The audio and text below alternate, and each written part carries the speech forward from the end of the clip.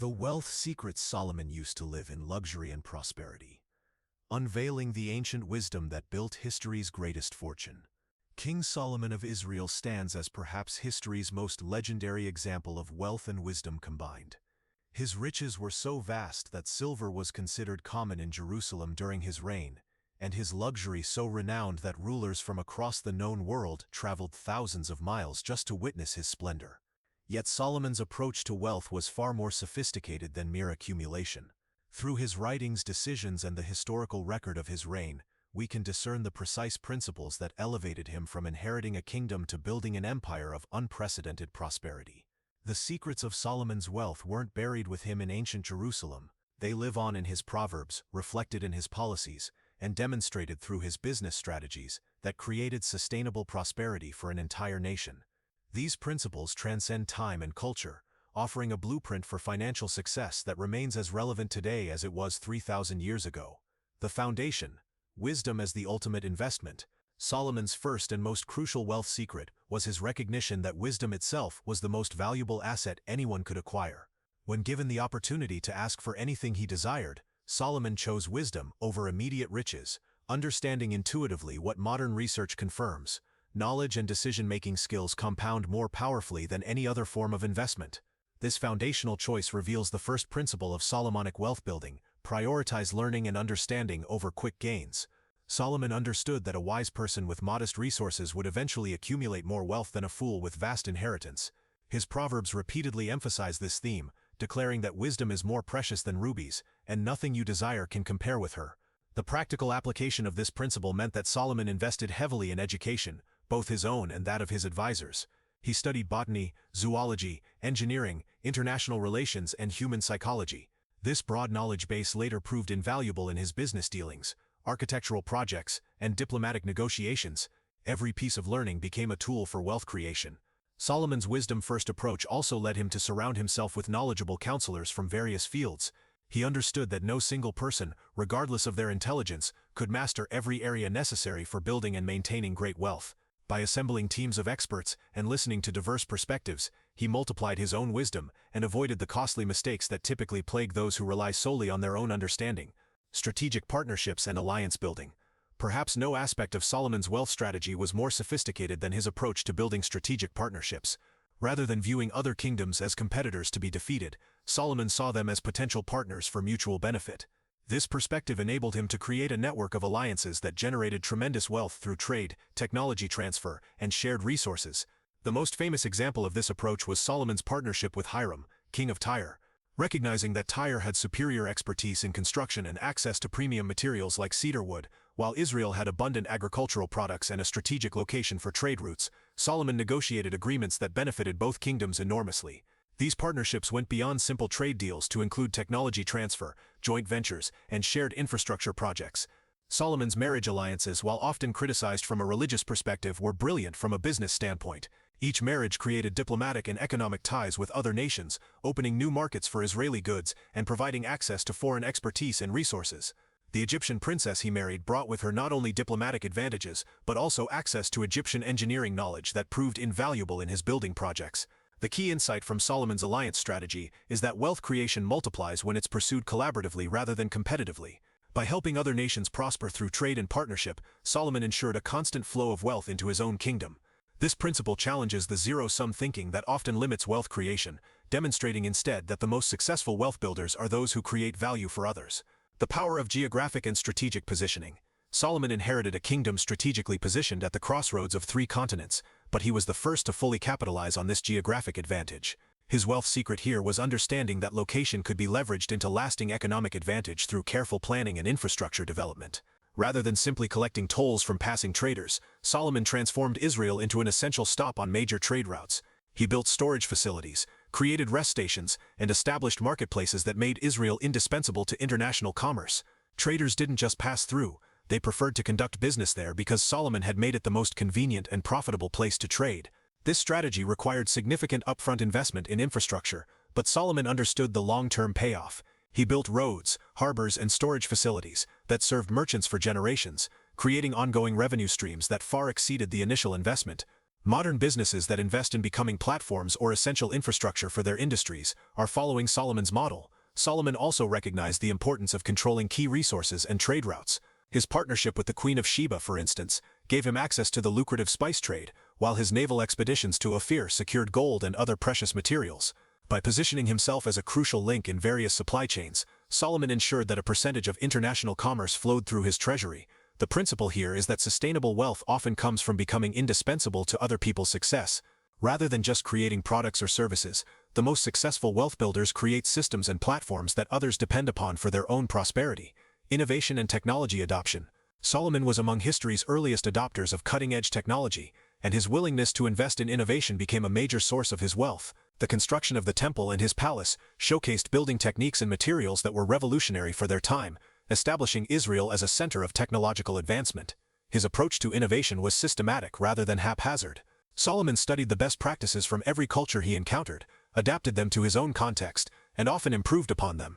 The bronze pillars of the temple, for instance, represented an advancement in metallurgy that had practical applications far beyond religious architecture. Solomon's investment in naval technology opened entirely new revenue streams for his kingdom.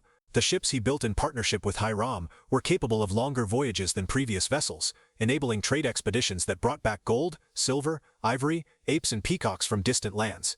Each technological advancement multiplied his kingdom's wealth-generating capacity. The key insight from Solomon's innovation strategy is that technology should be viewed as a wealth multiplier, rather than just a convenience. He invested in new methods and tools, not because they were interesting, but because they expanded his kingdom's capacity to create and capture value. This meant being willing to make substantial upfront investments in unproven technologies when their potential payoff justified the risk.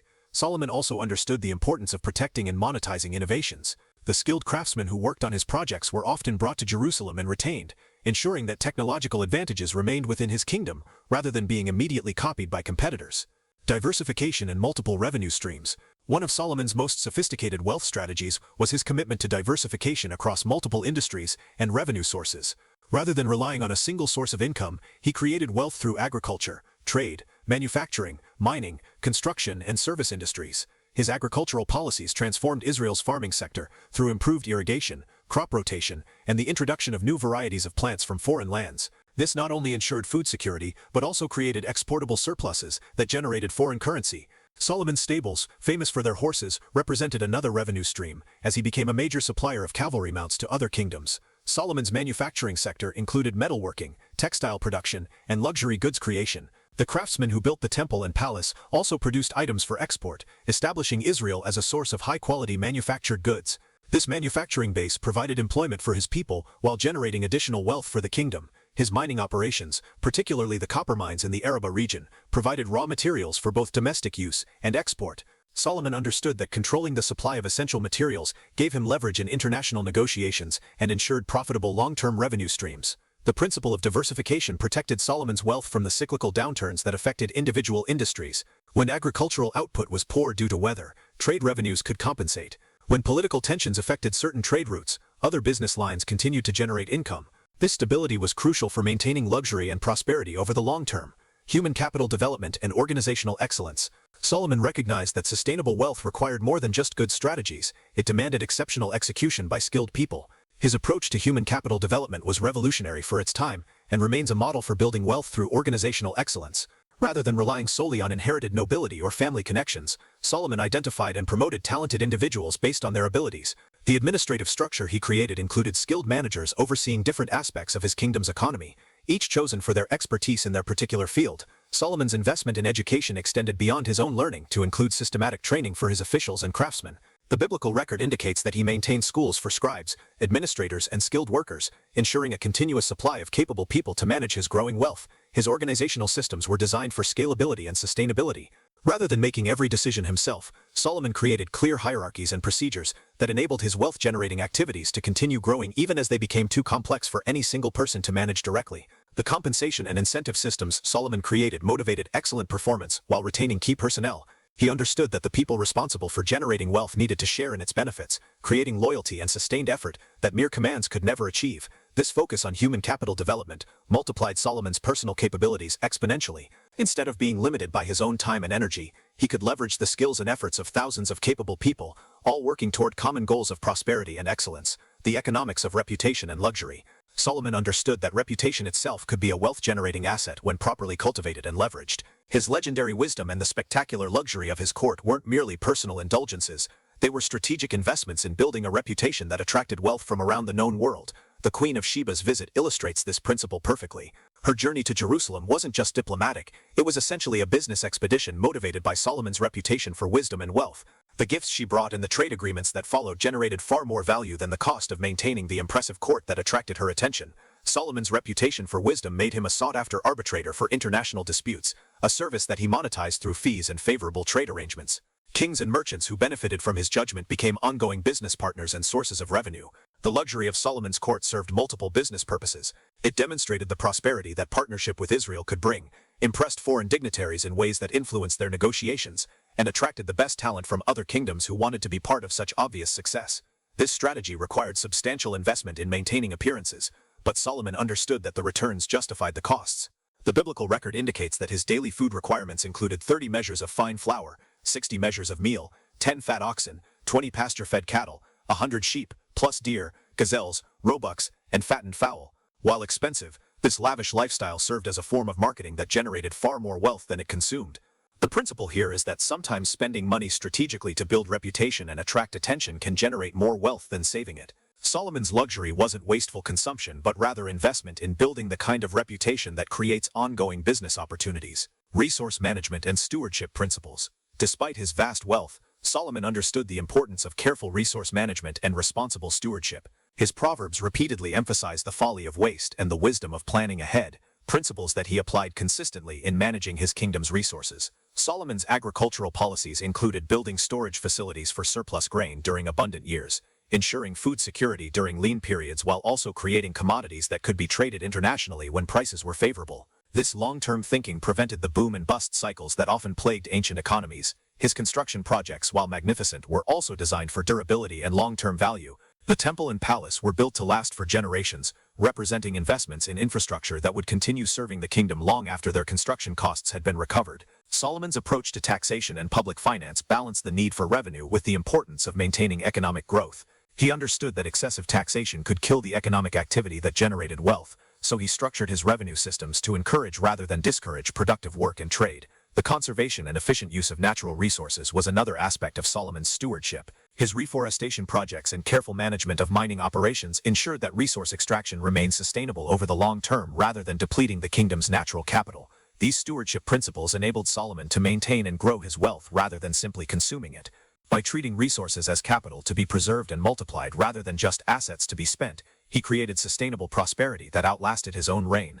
International trade and market creation. Solomon's approach to international trade went far beyond simple buying and selling. He actively created new markets and trade relationships that generated wealth for all participants. His understanding of market dynamics and international economics was sophisticated enough to make him wealthy through the success of others. Rather than just importing goods for local consumption, Solomon identified products that could be imported, improved or processed, and then re-exported at higher values. His kingdom became a center for adding value to raw materials and finished goods, capturing profit margins at multiple stages of various supply chains. Solomon's trading expeditions to Ophir and other distant lands weren't just procurement missions. They were market development efforts that created ongoing trade relationships.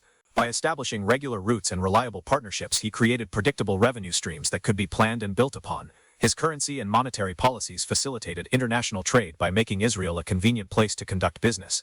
The standardization of weights and measures, the establishment of reliable exchange rates, and the creation of financial instruments that reduced transaction costs all made Israel an attractive place for international merchants to operate. Solomon also understood the importance of market intelligence and information. His network of traders, diplomats, and officials provided him with early knowledge of supply and demand changes, political developments, and economic opportunities in distant markets. This information advantage enabled him to make profitable decisions before his competitors even knew opportunities existed. The creation of new trade routes and the establishment of trading posts in strategic locations ensured that Solomon's kingdom captured a percentage of growing international commerce. Rather than competing for existing trade, he expanded the overall market and positioned himself to benefit from that expansion. Financial systems and wealth preservation. Solomon created sophisticated financial systems that not only facilitated wealth creation, but also preserved and protected the riches he accumulated. His understanding of monetary policy, credit systems, and wealth preservation was remarkably advanced for his era. The establishment of royal treasuries with proper security and accounting systems ensured that accumulated wealth was protected from theft, embezzlement, and loss. Solomon's financial records were detailed enough to track revenues, expenses, and assets across multiple industries and geographic regions. His approach to debt and credit was conservative but strategic. While he borrowed resources for major projects like the temple construction, he ensured that the revenue-generating capacity of these investments would more than cover their costs. This disciplined approach to leverage enabled growth without creating unsustainable financial obligations. Solomon's currency policies helped stabilize his economy and facilitate trade. By maintaining consistent standards for precious metals and creating reliable exchange mechanisms, he reduced the transaction costs that often limited ancient commerce. The diversification of his wealth across different asset classes provided protection against various types of economic disruption. Solomon held wealth in the form of precious metals, real estate, livestock, stored commodities, trade goods, and productive assets like mines and workshops. His estate planning and succession policies were designed to preserve wealth across generations. The administrative and economic systems he created were intended to function effectively under future rulers, ensuring that the prosperity he built would continue benefiting his kingdom long after his death. The psychology of abundance and wealth mindset. Perhaps Solomon's most important wealth secret was his psychological approach to abundance and prosperity. His mindset about money, value creation, and wealth building shaped every other aspect of his financial strategy and enabled him to think and act in ways that multiplied his success. Solomon understood that scarcity thinking leads to scarcity outcomes, while abundance thinking creates abundance results. His willingness to give gifts generously to foreign dignitaries, invest heavily in long-term projects, and share prosperity with his people created positive cycles that attracted more wealth rather than depleting it.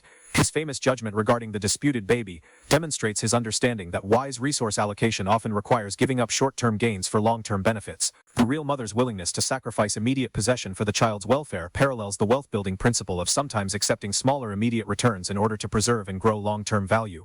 Solomon's approach to risk was calculated but not timid. He understood that significant wealth creation requires accepting significant risks, but he mitigated those risks through careful planning, diversification, and partnerships that shared both costs and benefits. His perspective on wealth itself was balanced and sophisticated. While he clearly enjoyed luxury and prosperity, his writings in Ecclesiastes reveal his understanding that wealth is a tool for creating value and enjoying life rather than an end in itself. This healthy relationship with money enabled him to make rational decisions rather than being driven by greed or fear. The confidence that Solomon projected in his dealings with others was based on genuine competence and preparation rather than mere bluffing. This authentic confidence enabled him to negotiate from positions of strength and attract partnerships with other successful people who recognized his genuine capabilities. Sustainable systems and long-term vision. Solomon's greatest wealth secret may have been his commitment to building sustainable systems rather than pursuing quick profits. Every major initiative he undertook was designed to create ongoing value rather than just immediate returns, enabling compound growth that multiplied his wealth over time. His infrastructure investments, while expensive initially, created platforms for future wealth generation that lasted for generations. The roads, harbors, storage facilities, and administrative systems he built continued facilitating commerce and generating revenue long after their construction costs had been recovered.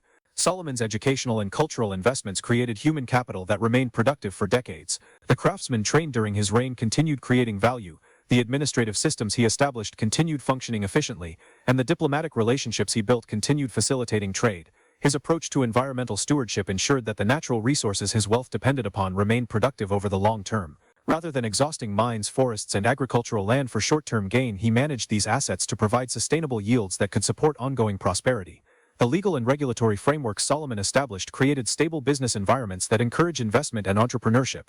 By providing clear rules, reliable enforcement, and fair dispute resolution, he created conditions that attracted wealth from other regions while encouraging local wealth creation. His succession planning and institutional development were designed to preserve and continue his wealth-building systems beyond his own lifetime.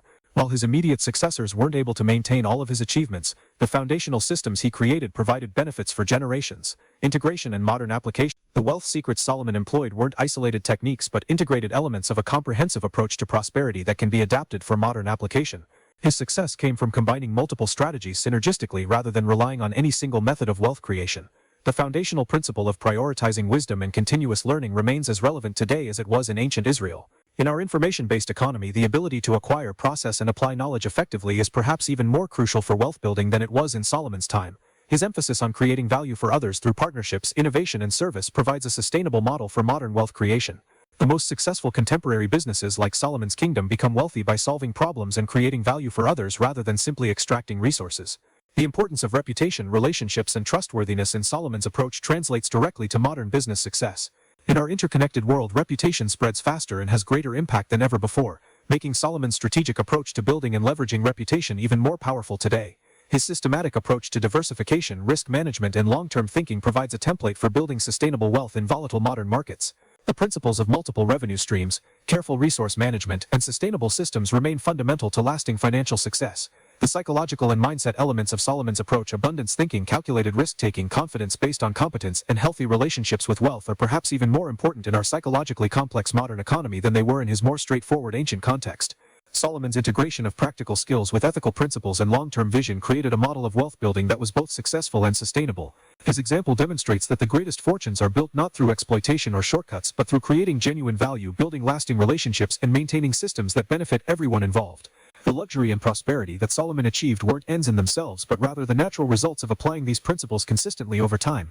His true wealth secret was understanding that sustainable abundance comes from becoming genuinely valuable to others while building systems that create ongoing benefits for all participants. In our modern context, following Solomon's model means focusing on continuous learning, building strategic partnerships, innovating to create value, diversifying income sources, developing capable teams, maintaining excellent reputations, managing resources wisely, thinking long-term, and approaching wealth with wisdom rather than mere ambition. The king who made silver as common as stones in Jerusalem achieved his unprecedented prosperity not through secret techniques or hidden knowledge, but through the disciplined application of timeless principles that remain as powerful today as they were 3 millennia ago. His greatest wealth secret was understanding that true prosperity comes from becoming genuinely wise, consistently valuable, and systematically excellent in all endeavors.